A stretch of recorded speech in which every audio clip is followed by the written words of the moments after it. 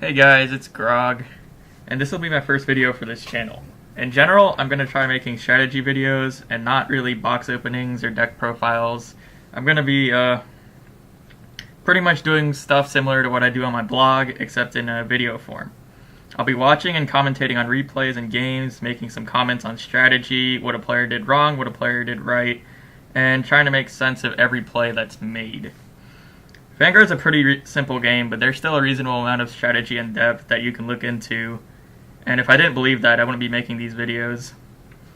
However, I don't really believe in statistics or number crunching, and I think that playing games, watching games, and closely examining game states is pretty much the best and most practical way to improve and understand this game. So I'm not about to go on about how deep Vanguard strategy can be and how simple it is and argue about that. I'll just let my own attempts at theory and strategy try and convince you otherwise. And if it doesn't, you're free to just move along. So this video will be more or less a preview video that will show you what I specifically try to focus on and show you during future replay analysis. And it'll be a bit of discussion that I'll follow up with future replays so that you can understand what I'm trying to convey. So the topic of this video is going to be tempo. This is a term that I'm going to be using quite a bit, so I'll define it as the basic pace of the game. I'll keep this definition broad because really there are a lot of things that determine tempo in this game, be it triggers, your own deck build, and whatnot. So to try to illustrate this, let's look at this picture here. And you're the Link Joker player. You've ridden the Great 2. You attack. You locked his Vanguard booster, and now he's ridden the Great 2 and he's attacking you. He attacked with Cho-Oh, and you're going to guard with 10k so that he can't pass and crit you. And then he's going to attack you with his Demolition Dragon because he didn't crit you. And so this is just a regular attack. It's going to be 17k. It's going 17k on your 9k. It'll be 10k to guard, and you have this 10k shield. So the question is, should you guard it? And it'll differ. The answer will differ depending on who you talk to.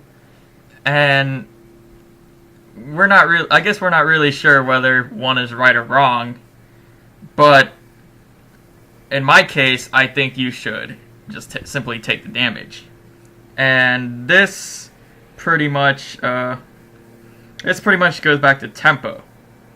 So had you guarded it, you would have used up your 10k shield, and you would have not taken a damage. You would have ridden the Grade 3 next turn, and you would have attacked him.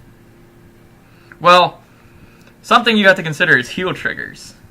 Now, while you're not guaranteed to flip a heal trigger, I think you should be prepared in the case that either you or your opponent does.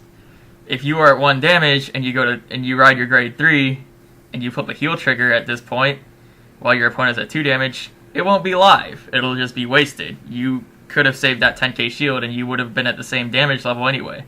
However, your opponent's heal triggers will be live, all of them, because he's at 2 damage and you're at 1. So that is a lot of that's something to consider, and that goes back into tempo because heal triggers and crit triggers really will see whether really will slow down or speed up the pace of the game. And another thing to consider is if you attack, say you flip a heal trigger and your opponent takes some damage, say he goes to like 3 or 4, and he rides to Grade 3 next turn, and he flips a heal trigger and attacks during his attack. Well, that heal trigger will also be live, but if you flip a heal trigger on your damage check, it's not going to be live. So you've got 2 windows of drive checks and damage checks where your heal triggers will generally not be live, but your opponent has 2 windows where his heal triggers will always be live. Whereas had you taken this damage, both of your heal triggers would have more or less been live, and the tempo wouldn't really favor one player or another when it comes to heal triggers. So that's pretty much basic tempo in terms of gameplay. But tempo is also related to your deck. And in this game, you generally don't want your deck to become a purely vanilla deck in which your only strategy is to just play cards and attack, because every deck can play cards and attack. So let's take, for example, Link Jokers. So this is my basic Link Joker build, and the build doesn't really matter except for the fact that I'm running Infinite Zero Dragon and Nebula Lord Dragon. Now, Link Joker's main mechanic is lock. You can't really... You're pretty limited on the amount of locks you can do. So, basically, it's either Infinite Zero, Nebula Lord, Mobius is very situational, and Dusttail. And most of them share Counterblast. So you need Counterblast for Nebula Lord, you need Counterblast for Dusttail, and you need the Break Ride for Infinite Zero. So it's a mechanic that you can't do all the time. You can't always have an opponent locked because because you don't have an infinite amount of Counterblast, and this clan has no damage on flippers or anything. So your only way of getting more Counterblast is flipping heal triggers to unflip your damage or just take more damage. So basically, when you're out of Counterblast in this deck, when you can't Counterblast anymore, what does your deck become? It becomes a deck that simply plays cards and attack. Now, sometimes you can't really avoid this, but what you want to do really is to make a small window, make as small a window as possible to when your deck becomes purely vanilla. And you avoid this with tempo, which is you want to pretty much keep up with your opponent, put some damage on him, and try to make it so that when you ride Infinite Zero, when you break ride Infinite Zero, when you ride Nebula Lord, and when you want to start locking, this power boost from Nebula Lord is really effective into finishing the game. And you don't want to run out of locks so that you lose this power boost when your opponent's at like 2 or 3 damage, because that's 2 or 3 damage that you have to put on your opponent, and your deck only does, play cards and attack. That's pretty poor. So that's tempo and pretty much how it's important here.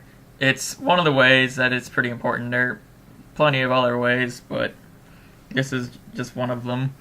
And Link Joker isn't exactly a unique deck that shares this. If I run out of resources, my deck becomes vanilla.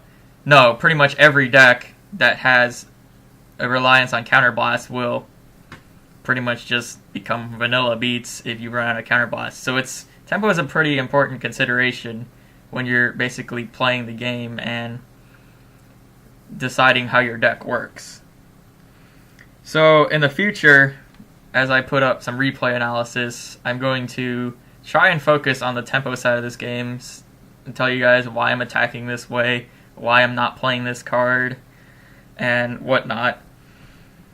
So while I'll be saying other things that don't relate to tempo, I'll try to keep the discussion tempo based, because I feel it's important for you to realize when to take damage so that heal triggers are live, and why you should attack early, why you should put in some damage before you start running out of resources.